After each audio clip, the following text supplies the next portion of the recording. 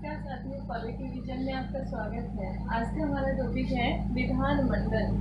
विधानमंडल राज्यों में होती है। 29 स्टेट थे और 7 यूनियन टेरिटरी।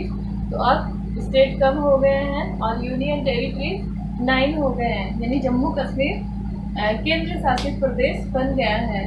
तो विधानमंडल से जो संबंधित रिलेटेड जो आर्टिकल्स है, यानी विधानमंडल के क्राइटेरिया में जितने भी आर्टिकल आते हैं उन सब आर्टिकल्स के बारे में हम सबसे पहले देखेंगे। विधान सभा है, विधान परिषद है, और भी कौन कौन से आर्टिकल्स इसके अंडर में आते हैं जो इम्पोर्टेंट है। आजकल कोई भी कंपटीशन एग्जाम होता है उसमें आर्टिकल पूछ लेते हैं। तो सबसे पहले देखते हैं विधानमंडल। जो साधारण आर्टिकल्स हैं उनके बारे में देखते हैं। 168 में दिया हुआ है कि राज्यों में विधानमंडल होगा, और ये जो विधानमंडल होगा इसका निर्माण किनसे मिलकर होगा? राज्यपाल, विधानसभा, अगर एक सदन है तो विधानसभा होगा, और 2 सदन है तो विधानसभा और विधान परिषद, इन तीनों से मिलकर विधानमंडल का निर्माण होगा। ऐसा आर्टिकल 168 में उल्लेख किया गया है। हमारे राजस्थान की अगर बात करें तो राजस्थान में विधानमंडल एक सदनीय है। एक सदनीय, द्विसदनीय भी होता है। द्विसदनीय ये 7 राज्यों में था। जम्मू कश्मीर अब केंद्र शासित प्रदेश बन गया है। पहले जम्मू कश्मीर भी एक राज्य था, उसमें भी विधान परिषद था। राजस्थान में विधान परिषद नहीं है।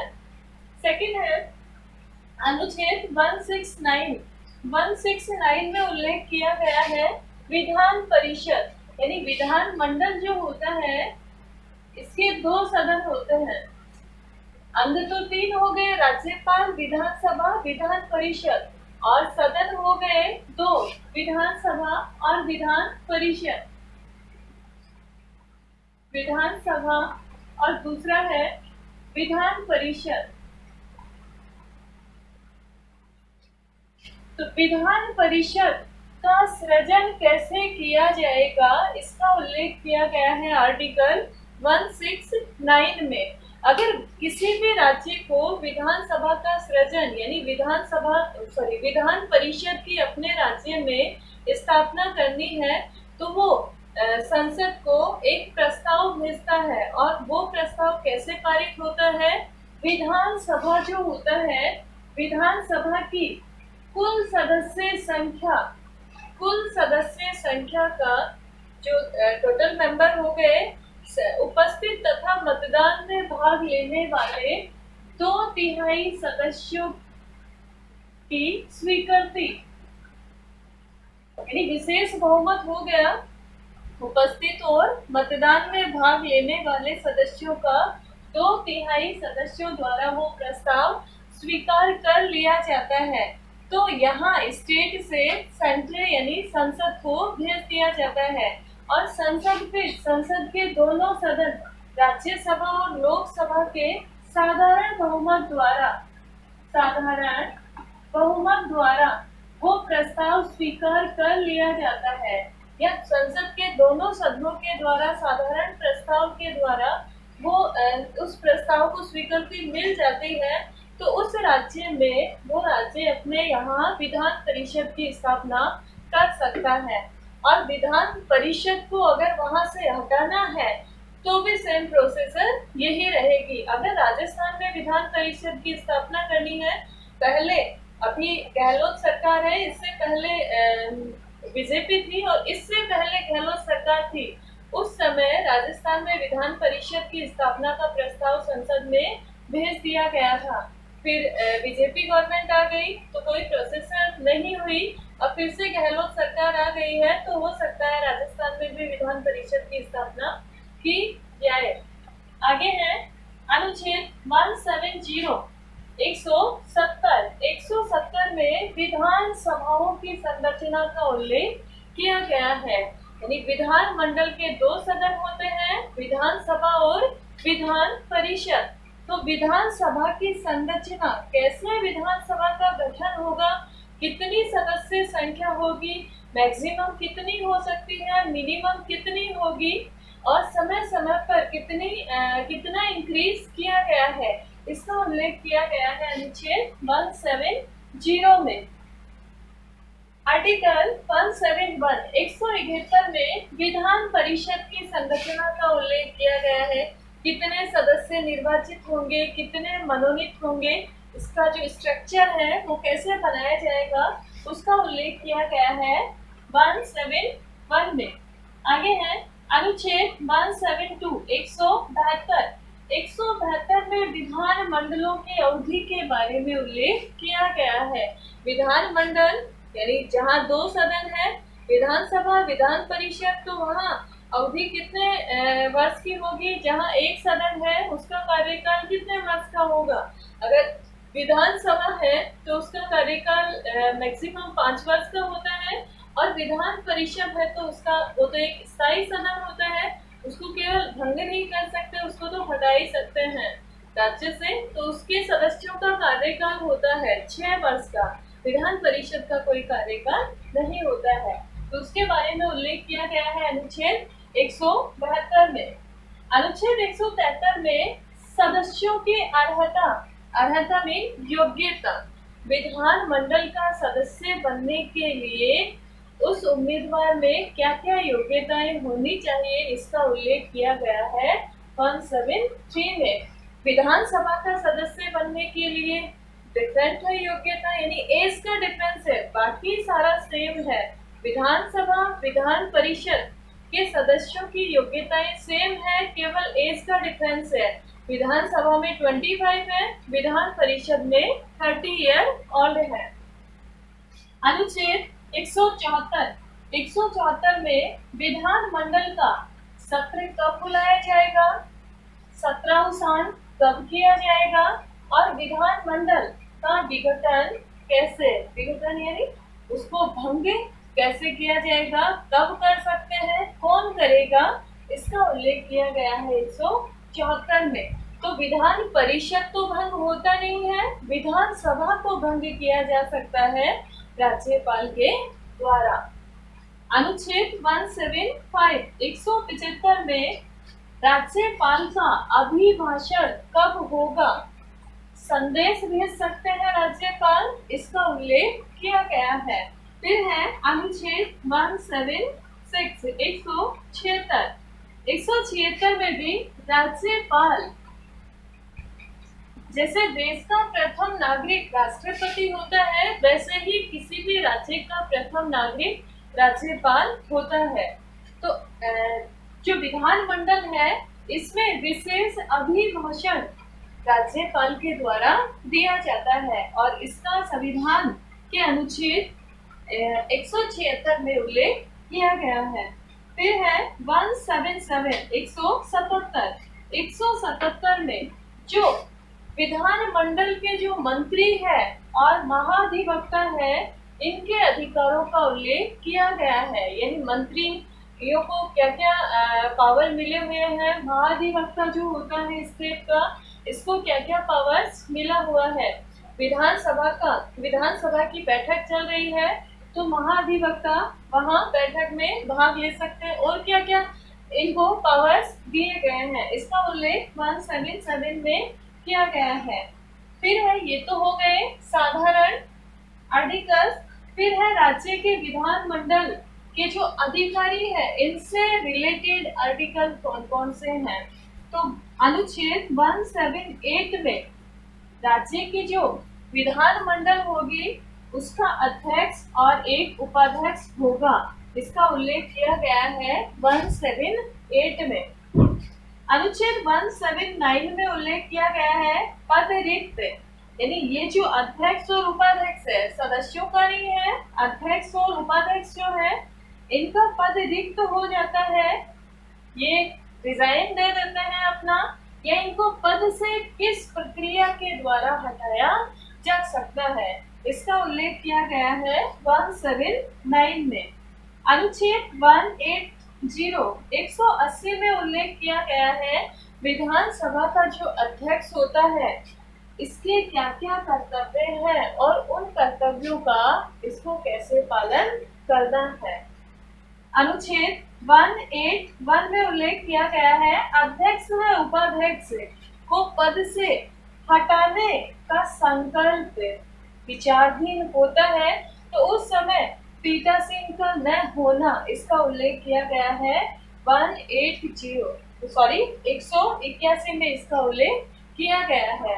और ये जो हटाने का प्रस्ताव लाया जाता है ये विधानसभा में ही लाया जाता है, यानी विधानसभा के सदस्य अपने में से ही एक अध्यक्ष और एक उपाध्यक्ष का चुनाव करते हैं और ये सदस्य ही हटा सकते हैं प्रस्ताव लाकर। अगर अध्यक्ष को हटा रहे हैं तो 14 दिन पहले सूचना देनी है अध्यक्ष को, उपाध्यक्ष को हटा रहे हैं तो उपाध्यक्ष को भी 14 दिन पहले, प्रस्ताव लाने के 14 दिन पहले जिस अध्यक्ष या उपाध्यक्ष को हटाया जा रहा है उनको सूचित करना अनिवार्य होता है। आगे देखते हैं हम।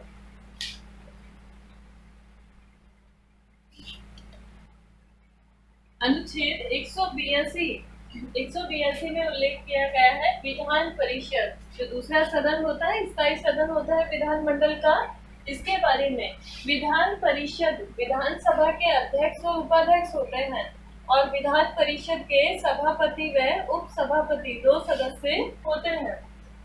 तो सभापति और उप सभापति के बारे में अनुच्छेद 182 में उल्लेख किया गया है। अनुच्छेद 182 में सभापति व उप सभापति पद रिक्त हो जाता है इनका, सभापति का या उप सभापति का, या स्वयं त्याग पत्र देते हैं या फिर हटाया जाना, यानी इनको कैसे हटा सकते हैं, कौन सी प्रक्रिया के तहत हटाया जा सकता है, इसका उल्लेख 183 में किया गया है। अनुच्छेद 184 में सभापति के कर्तव्यों का पालन करने और उप सभापति के कर्तव्यों का भी पालन कैसे किया जाना है, इसका उल्लेख किया गया है। अनुच्छेद 185 में सभापति व उप सभापति को हटाने का संकल्प अगर विचाराधीन हो और पीठासीन ना हो तो इसका उल्लेख किया गया है। तो फिर कैसी प्रक्रिया या कौन सी प्रक्रिया के द्वारा इनको हटा सकते हैं, इसका उल्लेख किया गया है अनुच्छेद 185 में।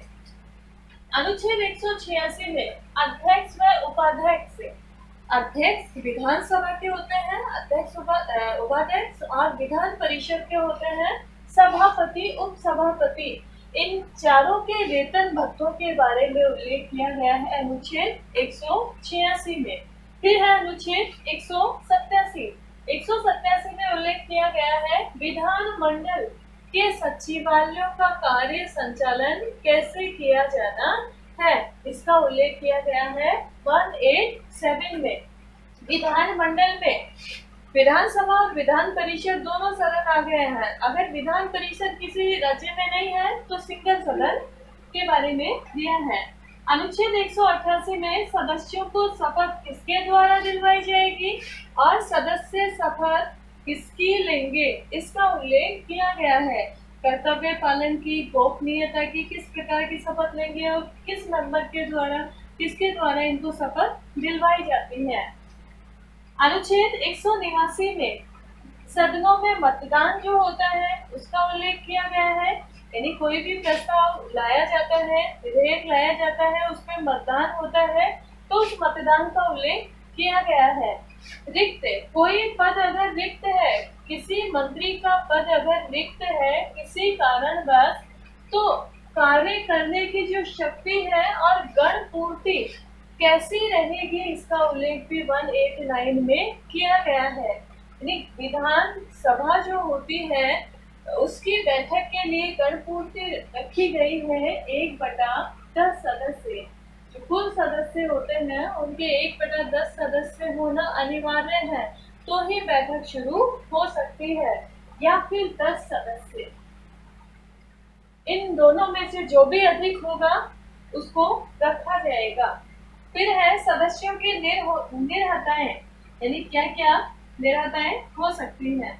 अनुच्छेद 190 में स्थानों का रिक्त होना, अगर किसी भी सदस्य का स्थान रिक्त हो गया है तो उसका उल्लेख किया गया है 190 में। किस तरह से किसी भी मंत्री का पद रिक्त हो सकता है, सदस्य का पद रिक्त हो सकता है, कौन सी परिस्थितियां होती हैं जिन परिस्थितियों के कारण उनका पद रिक्त मान लिया जाता है।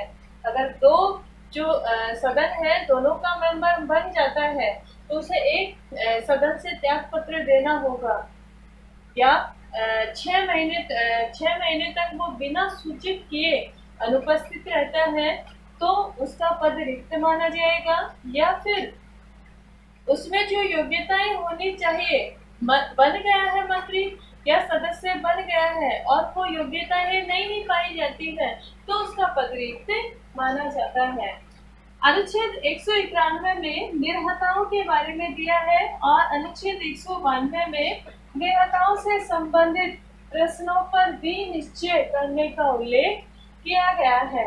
फिर है अनुच्छेद 193 में उल्लेख किया गया है 188 के तहत जो शपथ दिलवाई जाती है सदस्यों को, इसके अधीन शपथ लेने से पहले या निर्हित किए जाने पर बैठने और मत देने की शक्ति का उल्लेख किया गया है। अब आगे देखते हैं 193 से आगे अनुच्छेद 194 में उल्लेख किया गया है विधानमंडल के सदस्यों, जो दोनों सदन है इसके सदस्यों और जो समितियां हैं इनको क्या क्या विशेषाधिकार प्रदान किए गए हैं, सदस्यों को क्या विशेषाधिकार प्रदान किए गए हैं। और इन सदस्यों में से ही विभिन्न अनेक समितियां बनाई जाती है। कोई विधेयक लाया जाता है उसकी जांच करने के लिए, तो समितियों को क्या क्या विशेषाधिकार प्रदान किया गया है। अनुच्छेद 195 में सदस्यों के वेतन, अध्यक्ष, उपाध्यक्ष, सभापति, उप सभापति इसमें शामिल नहीं है, केवल विधानमंडल के सदस्य शामिल है। तो सदस्यों के वेतन और भत्तों के बारे में उल्लेख किया गया है कि वेतन भत्ते इनको कहां से दिए जाएंगे। फिर है विधायी प्रक्रिया, अनुच्छेद 196 में विधेयकों को पुनः स्थापन और पारित किए जाने के संबंध में उपबल किया गया है, यानी विधेयक को किस प्रकार लाया जाएगा और किस प्रक्रिया, कौन सी प्रक्रिया के तहत विधेयक को सदन में पारित किया जाएगा। अनुच्छेद 197 में उल्लेख किया गया है धन विधेयकों से भिन्न, धन विधेयक और दूसरा होता है साधारण विधेयक। तो धन विधेयक से भिन्न यानी साधारण विधेयक से के संबंध में विधान परिषद, जो विधानमंडल का दूसरा सदन है, स्थायी सदन, इसको क्या क्या शक्तियां प्रदान की गई है इसके बारे में उल्लेख किया गया है। अनुच्छेद 198 में धन विधेयकों के संबंध में विशेष प्रक्रिया का उल्लेख किया गया है। सेंट्रल में धन विधेयक को लेकर अलग अनुच्छेद है और राज्यों में अलग अनुच्छेद दिए गए हैं। राज्य में धन विधेयक की परिभाषा अनुच्छेद 199 में धन विधेयक की परिभाषा का उल्लेख किया गया है। और अनुच्छेद 200 में विधेयकों पर अनुमति, कुछ विधेयक ऐसे होते हैं जो राज्यपाल राष्ट्रपति की स्वीकृति के लिए उनको रख लेते हैं, तो उन पर अनुमति राष्ट्रपति के द्वारा दी जाती है, तो उसका उल्लेख किया गया है अनुच्छेद 200 में। और 201 में विचार के लिए आरक्षित विधेयक, यानी विचार करने के लिए जो राज्यपाल के द्वारा रखा जाता है राष्ट्रपति के साइन के लिए, उसका उल्लेख किया गया है। फिर है अनुच्छेद 202, इसमें वार्षिक वित्तीय विवरण, यानी एक वर्ष में कितना आय व्यय है इसका ब्यौरा अनुच्छेद 202 में किया गया है। अनुच्छेद 203 में विधान मंडलों में प्राक्कलनों के संबंध में प्रक्रिया, समितियां बनाई जाती है प्राक्कलन समिति, तो इसके संबंध में कौन सी प्रक्रिया, कैसी प्रक्रिया होगी, इसका उल्लेख किया गया है अनुच्छेद 203 में। अनुच्छेद 204 में विनियोग विधेयक, इसके बारे में जब विधेयक की बात करेंगे उस समय बताऊंगी कि विनियोग विधेयक क्या होता है। वित्त विधेयक कैसा होता है, साधारण विधेयक कैसा होता है, विनियोग विधेयक क्या है, इसके बारे में उस समय बात करेंगे। अनुच्छेद 205 में अनुपूरक अतिरिक्त या अधिक अनुदान की मांग की जाती है। इसका जो उल्लेख है वो अनुच्छेद 205 में किया गया है। अनुच्छेद 206 में लेखा अनुदान, ये अनुदान डिमांड यानी मांग की जाती है। प्रत्यय अनुदान और अपवादा अनुदान, इन अनुदानों के बारे में उल्लेख किया गया है। अनुच्छेद 207 में वित्त विधेयकों के बारे में विशेष उपबंध का उल्लेख, यानी वित्त विधेयक की जो प्रक्रिया है, कौन से सदन में लाई जाएगी और अगर विधानसभा में लाई गई है तो विधान परिषद में कितने समय के लिए भेजी जाएगी, इन सब प्रक्रियाओं के बारे में उल्लेख अनुच्छेद 207 में किया गया है। अब आगे देखते हैं, साधारण प्रक्रिया के बारे में दिया गया है। अब देखते हैं अनुच्छेद 208 में प्रक्रिया के नियम, यानी जो भी प्रक्रिया लाई जाएगी उनके नियमों का उल्लेख किया गया है अनुच्छेद 208 में। अनुच्छेद 209 में विधानमंडल में वित्तीय कार्य संबंधी प्रक्रिया का विधि द्वारा यानी कानून के द्वारा कैसे विनियमन करना है, इसका उल्लेख 209 में किया गया है। फिर है अनुच्छेद 210 में विधानमंडल में कार्यवाही के समय किस भाषा का प्रयोग किया जाएगा, उस भाषा का उल्लेख इसमें किया गया है। अनुच्छेद 211 में विधानमंडल में चर्चा पर जो चर्चा की जाती है उस पर निबंधन का उल्लेख किया गया है। फिर है अनुच्छेद 212 न्यायालयों द्वारा विधानमंडल की कार्यवाही की जांच न किया जाना, इसका उल्लेख किया गया है अनुच्छेद 212 में, यानी विधानमंडल के द्वारा जो भी कार्यवाही की जा रही है न्यायालय उनकी जांच नहीं कर सकता, इसका उल्लेख 212 में है। अनुच्छेद 213 में उल्लेख किया गया है विधानमंडल यानी विधानमंडल का सत्र नहीं चल रहा है उस समय राज्यपाल अध्यादेश जारी कर सकता है। और सेंटर की अगर बात करें तो राष्ट्रपति 123 अनुच्छेद 123 के तहत राष्ट्रपति अध्यादेश जारी कर सकते हैं और 213 के तहत किसी भी राज्य का राज्यपाल जब विधानमंडल का सत्र नहीं चल रहा है उस समय अध्यादेश जारी कर सकता है। इस तरह से हमने देखा आर्टिकल्स में अनुच्छेद 168 से लेकर अनुच्छेद 213 तक विधानमंडल की जितनी प्रक्रिया होती है, विधानसभा विधान परिषद सदस्यों की जो समितियां होती है उनके बारे में उल्लेख किया गया है। अब हम देखते हैं विधानसभा का गठन कैसे होता है। विधानमंडल के दो सदन होते हैं, विधानसभा और विधान परिषद। विधान परिषद केवल 7 राज्यों में है। जम्मू कश्मीर में अब हट गया, जम्मू कश्मीर केंद्र शासित प्रदेश बन गया है, वहाँ विधान परिषद नहीं है, तो वर्तमान में 6 राज्यों में विधान परिषद है। बाकी सभी में एक सदन है, विधानसभा यानी विधानमंडल का केवल एक सदन है। तो सबसे पहले हम देखते हैं विधानसभा के बारे में। विधानसभा का गठन कैसे होता है। विधानसभा के बारे में यानी विधान जो मंडल है इसके बारे में अनुच्छेद 168 में उल्लेख किया गया है। तो विधानसभा का संगठन यानी सबसे पहले सदस्य संख्या, इसका उल्लेख किया गया है आर्टिकल 170 में।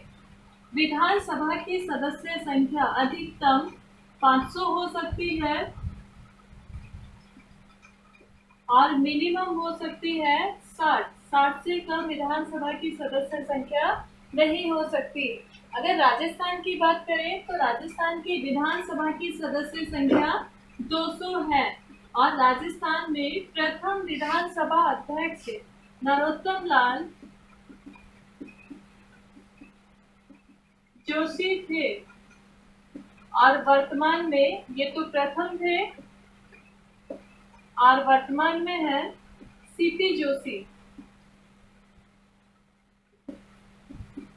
ये अध्यक्ष विधानसभा के सदस्य अपने में से ही अध्यक्ष और उपाध्यक्ष का चुनाव करते हैं। कम से कम मिनिमम 60 हो सकती है और मैक्सिमम 500 हो सकती है। और एक सदस्य 75,000 जनसंख्या का प्रतिनिधित्व करता है। 75,000 जनसंख्या पर से एक उम्मीदवार चुनकर आएगा। फिर है आरक्षण। एसटी एससी के लिए आरक्षण की व्यवस्था की गई है, एसटी एससी के लिए। और ये जो आरक्षण की व्यवस्था की गई है 2020 तक इसमें कोई परिवर्तन नहीं किया जाएगा। जितनी सीटें तय की गई है विधानसभा के लिए उतनी ही सीटें रखी जाएगी, इनमें कोई परिवर्तन नहीं कर सकते। फिर है निर्वाचन पद्धति। विधानसभा के सदस्यों का निर्वाचन किस प्रक्रिया के आधार पर होता है? तो विधानसभा के सदस्यों का निर्वाचन होता है व्यस्त मताधिकार।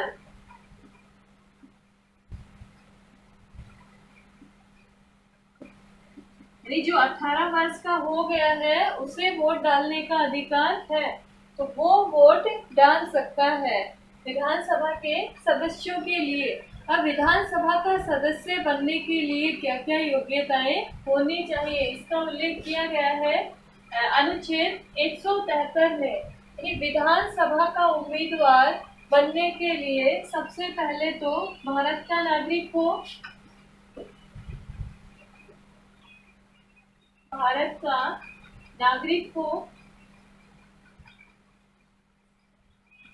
भारत का नागरिक इसलिए क्योंकि कई यहाँ सर्विसेज ऐसी हैं जिनमें जो पड़ोसी देश है वहाँ के नागरिक भी अप्लाई करते हैं, इसलिए भारत का नागरिक होगा वो ही विधानसभा का सदस्य उम्मीदवार के लिए चुनाव लड़ सकता है। उसकी एज 25 ईयर या इससे अधिक हो, 25 वर्ष होनी चाहिए कम से कम। फिर है लाभ के पद पर ना हो, पागल या दिवालिया घोषित ना हो,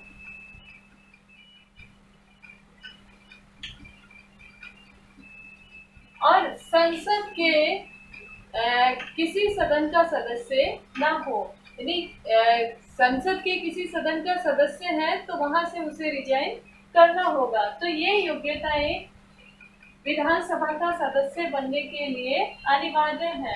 अब सदस्य बन गया है तो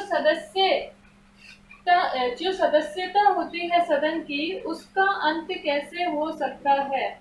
उसका अंत होगा, इसका जो उल्लेख है वो किया गया है 190 में, अनुच्छेद 190 में इसका उल्लेख किया गया है कि कोई भी विधानसभा का सदस्य है उसकी सदस्यता का अंत तीन आधार है उन पे हो सकता है। पहला है संसद और राज्य विधानमंडल का सदस्य बन गया है, तो यानी दो सदनों का एक बार में दो सदनों का सदस्य नहीं बन सकता है, एक साइड से उसे रिजाइन करना होगा। दूसरा है 60 दिन तक अगर बिना सदन की अनुमति के अनुपस्थित रहता है तो उसकी सदस्यता का अंत हो जाएगा। और तीसरा है अगर सदस्य बन गया है और उसमें जो क्वालिफिकेशंस दी गई है, योग्यताएं दी गई है, वो योग्यताएं नहीं पाई जाती है तो सदस्यता का अंत हो जाएगा। इस तरह से विधानसभा का सदस्य बन गया है तो उसकी सदस्यता का अंत भी हो सकता है। ये बोर्ड में पूछा गया था। कार्यकाल, विधानसभा का कार्यकाल 5 वर्ष का होता है। इसको समय से पूर्व भी भंग किया जा सकता है राज्यपाल के द्वारा और इसकी अवधि भी बढ़ाई जा सकती है और इसका उल्लेख किया गया है अनुच्छेद 172 में। इसकी अवधि जैसे कोई संकट काल, 3 आपातकाल है, तीनों में से कोई भी एक लागू हो गया है देश में तो एक समय में 1 वर्ष तक इसकी अवधि बढ़ाई जा सकती है। और संकट काल जैसे ही समाप्त होता है तो 6 महीने के अंदर अंदर चुनाव करवाना अनिवार्य है। यानी संकट काल समाप्त होने के बाद 1 वर्ष नहीं रख सकते इसका ड्यूरेशन, केवल 6 महीने के अंदर अंदर इसका चुनाव करवाना अनिवार्य होता है। अब जो विधानसभा के सदस्य होते हैं इनको वेतन भत्ते राज्य की जो संचित निधि होती है उसके द्वारा दिया जाता है। और शपथ का उल्लेख किया गया है अनुच्छेद 188 में। राज्य जैसे संसद के सदस्यों को राष्ट्रपति के द्वारा या उनके द्वारा नामित व्यक्ति के द्वारा शपथ दिलवाई जाती है, वैसे ही विधानमंडल में विधानसभा के सदस्यों को राज्यपाल के द्वारा या राज्यपाल जिस व्यक्ति को नियुक्त करते हैं शपथ के लिए उसके द्वारा शपथ दिलवाई जाती है। और पद कर्तव्य पालन और पद में गोपनीयता की शपथ ये लेते हैं। फिर है विधानसभा के पदाधिकारी, इसका उल्लेख किया गया है अनुच्छेद 173 में। विधानसभा के 2 पदाधिकारी होते हैं, एक अध्यक्ष होते हैं और दूसरे उपाध्यक्ष होते हैं। ये दोनों विधानसभा के सदस्यों में से ही चुनकर जाते हैं। और जो अध्यक्ष होता है, पहला अध्यक्ष हो गया, दूसरा उपाध्यक्ष। अगर ये त्याग पत्र देना चाहे तो अध्यक्ष अपना त्याग पत्र उपाध्यक्ष को देंगे और उपाध्यक्ष अपना त्याग पत्र अध्यक्ष को देंगे। और संसद के सदस्य इनको हटा भी सकते हैं समय से पहले भी, यदि इनका कार्यकाल जैसे विधानसभा का कार्यकाल 5 वर्ष का होता है वैसे ही इनका कार्यकाल भी 5 वर्ष का हो गया। 5 वर्ष से पहले भी इनको पद से हटा सकते हैं और किसी और को अध्यक्ष बना सकते हैं। तो पद से हटाने से पहले 14 दिन पूर्व अध्यक्ष को हटाया जा रहा है तो अध्यक्ष को सूचित करना होगा और उपाध्यक्ष को हटा रहे हैं तो उपाध्यक्ष को सूचना करनी अनिवार्य होती है। उसके बाद इनको पद से, सदन की जो सदस्य संख्या होती है उसके बहुमत के आधार पर इनको पद से हटा सकते हैं। अध्यक्ष जो होते हैं, अध्यक्ष का महत्वपूर्ण कार्य है, जो विधानसभा के अध्यक्ष हैं सबसे पहले वो सदन में शांति बनाए रखेंगे और इसके अलावा निर्णायक जो मत होता है, निर्णायक मत देने का अधिकार अध्यक्ष को है। यानी दोनों साइड इक्वल हो गया है तो अपना मत देंगे। इसके अलावा धन विधेयक सबसे इम्पोर्टेंट काम है। धन विधेयक, कोई भी विधेयक धन विधेयक है या नहीं है उसका निर्णय भी अध्यक्ष के द्वारा ही किया जाता है। और भी कई कार्य हैं अध्यक्ष के, यदि सदन में किसको कितनी देर बोलना है ये समय सीमा भी अध्यक्ष के द्वारा ही तय की जाती है। तो अब देखते हैं विधानसभा को क्या क्या पावर्स मिले हुए हैं, ये संगठन हो गया है।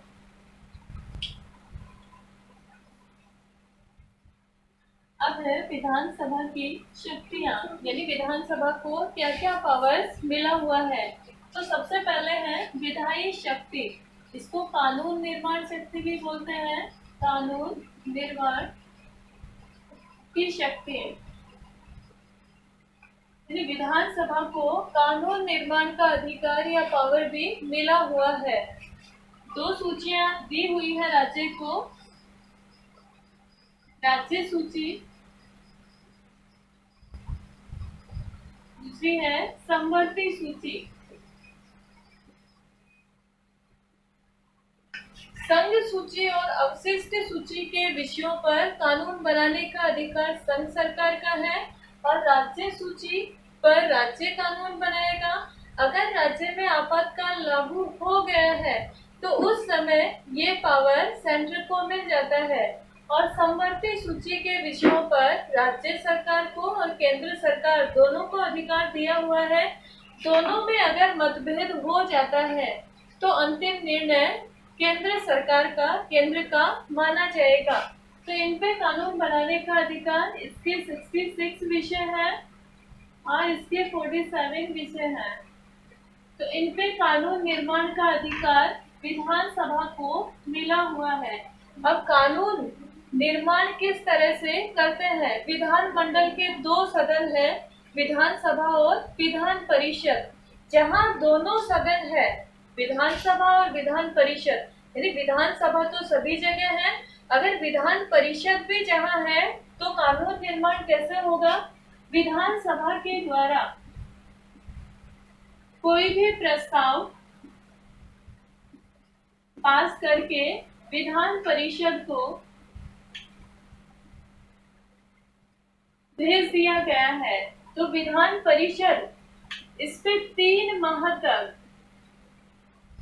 महीने तक इस पे विचार करती है, इसको पुनः लौटाती नहीं है विधानसभा को, या फिर इसमें ऐसे संशोधन करती है जो विधानसभा को स्वीकार नहीं है, तो विधानसभा फिर से या फिर लौटाती ही नहीं है, यानी भेजती ही नहीं है। तो विधानसभा 3 महीने के बाद फिर से विधान परिषद के पास 1 महीने का टाइम देती है, फिर से वो प्रस्ताव यानी विधेयक भेजा जाता है। अब विधान परिषद इस पे फिर से संशोधन कर दे या लौटाए नहीं, या कुछ ऐसे बदलाव या उसमें परिवर्तन कर दे जो विधानसभा को स्वीकार ना हो, तो वो जो विधेयक होता है वो दोनों सदनों के द्वारा पारित मान लिया जाता है। यानी कोई भी विधेयक है, कानून निर्माण की प्रक्रिया विधानसभा से निकलेगी, विधान परिषद में आएगा, और विधान परिषद को कुल मिला के 4 महीने का समय दिया जाता है। 4 महीने में अगर कोई परिवर्तन करना हो, सुझाव देना हो, वो दे सकती है, बाकी मानना या नहीं मानना, यानी ये स्वीकार करती है या नहीं करती है, इस पे डिपेंड है। फिर ये दोनों सदनों के द्वारा पारित मान लिया जाएगा, और इसके बाद राज्यपाल के पास हस्ताक्षर के लिए भेजा जाता है। राज्यपाल एक बार पुनः विचार के लिए इसको विधानसभा में यानी विधान मंडल में लौटा सकते हैं। साधारण विधेयक है तो पुनः विचार के लिए लौटा सकते हैं, फिर से विधानसभा ने पारित करके राज्यपाल के पास भेज दिया है तो दोबारा राज्यपाल इसको पुनः विचार के लिए नहीं लौटा सकते, इस पे हस्ताक्षर करने होंगे, और जैसे ही राज्यपाल हस्ताक्षर करते हैं वो विधेयक कानून बन जाता है। कुछ विधेयक ऐसे होते हैं जिनको राज्यपाल राष्ट्रपति की स्वीकृति के लिए रख लेते हैं। इनका उल्लेख किया गया है अनुच्छेद 201 में, यानी उन पे राष्ट्रपति की स्वीकृति के बाद ही वो कानून बनते हैं। ये तो हो गई साधारण विधेयक की प्रक्रिया। और अगर धन विधेयक है, यहाँ से पारित हो गया है, तो राज्यपाल उसको पुनः विचार के लिए विधानसभा में नहीं लौटा सकते।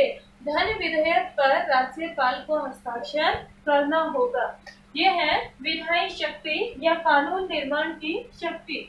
दूसरी है वित्तीय शक्ति।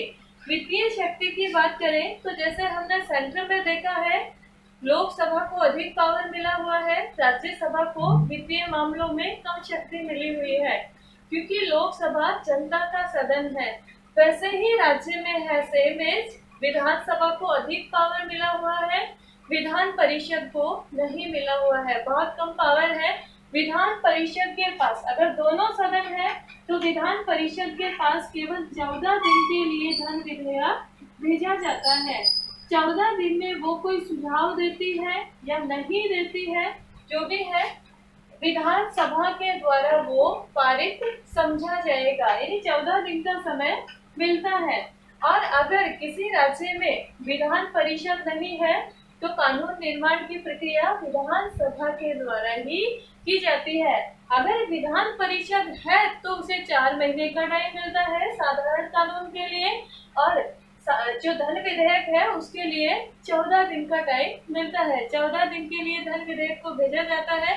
बाकी अगर विधान परिषद नहीं है तो सारी कानून निर्माण की प्रक्रिया विधानसभा के द्वारा ही की जाती है। तो इस तरह से विधान परिषद की जो शक्ति है वित्तीय शक्तियों में काफी कमजोर है। तीसरी है कार्यपालिका पर नियंत्रण। कार्यपालिका यानी मंत्री परिषद कहे तो मंत्री परिषद सामूहिक रूप से विधानसभा के प्रति उत्तरदायी है। एक मंत्री के विरुद्ध अगर अविश्वास प्रस्ताव पारित हो जाता है तो संपूर्ण मंत्री परिषद को त्याग पत्र देना होता है। इस तरह से सामूहिक रूप से उत्तरदायी कहे तो विधानसभा के प्रति हमारी जो कार्यपालिका है वो उत्तरदायी होती है। फिर है संवैधानिक कार्य। वैसे तो संवैधानिक कार्य सेंटर को दिए हुए हैं, यानी संसद के पास है, लेकिन कुछ ऐसे संशोधन होते हैं, यानी संवैधानिक संशोधन कह सकते हैं इसको। सारे संशोधन संसद के द्वारा ही किए जाते हैं, लेकिन कुछ ऐसे संशोधन होते हैं उनमें संसद को आधे राज्यों से अधिक की अनुमति या स्वीकृति लेना भी आवश्यक होता है। तो उस समय विधानसभा के सदस्यों के द्वारा स्वीकृति दी जाती है। तो यहाँ संविधान संशोधन से संबंधित कार्य भी विधानसभा का है। फिर है चुनाव संबंधी। विधानसभा के सदस्य राष्ट्रपति के चुनाव में भाग लेते हैं। राष्ट्रपति के चुनाव में केवल जो आंग्ल भारतीय सदस्य होता है विधानसभा का, वो सदस्य भाग नहीं लेता है, वो क्योंकि राज्यपाल के द्वारा मनोनीत होता है। और विधानसभा में आंग्ल भारतीय सदस्य होगा, इसका उल्लेख किया गया है अनुच्छेद 333 में। अगर विधानसभा के चुनाव में आंग्ल भारतीय सदस्य चुनकर नहीं आया है तो राज्यपाल एक सदस्य को मनोनीत कर सकता है, और निर्वाचित होकर आ गया है तो फिर राज्यपाल एक सदस्य को मनोनीत नहीं करेंगे। अगर निर्वाचन नहीं हुआ है तो ही एक आंग्ल भारतीय सदस्य को राज्य की विधानसभा में मनोनीत किया जाता है, और ये मनोनीत सदस्य राष्ट्रपति के चुनाव में भाग नहीं लेते हैं। तो राष्ट्रपति का चुनाव हो गया, राष्ट्रपति के चुनाव में भाग लेंगे विधानसभा के सदस्य। इसके अलावा राज्यसभा के सदस्य राज्यों की विधानसभाओं के सदस्यों के द्वारा ही चुनकर जाते हैं। विधान परिषद के सदस्य इसमें भाग नहीं लेते हैं, विधानसभा के सदस्य भाग लेते हैं। और राजस्थान की अगर बात करें तो राजस्थान से राज्यसभा में 10 सदस्य चुनकर जाते हैं। इनका चुनाव किया जाता है विधानसभा के सदस्यों के द्वारा। इसके अलावा विधानसभा के सदस्य विधान परिषद के 1/3 सदस्यों का चुनाव करते हैं। 1/3 सदस्य विधानसभा के सदस्यों के द्वारा ही चुने जाते हैं। इस तरह से हमने देखा जो इम्पोर्टेंट आर्टिकल्स है विधानमंडल से रिलेटेड उनके बारे में। इसके अलावा विधानसभा का संगठन कैसे होता है और विधानसभा की क्या क्या शक्तियां मिली हुई है, कानून का निर्माण विधानसभा कैसे करती है। नेक्स्ट वीडियो में देखेंगे हम विधान परिषद, जो दूसरा सदन होता है विधानमंडल का। अपने राजस्थान में विधानमंडल का दूसरा सदन नहीं है।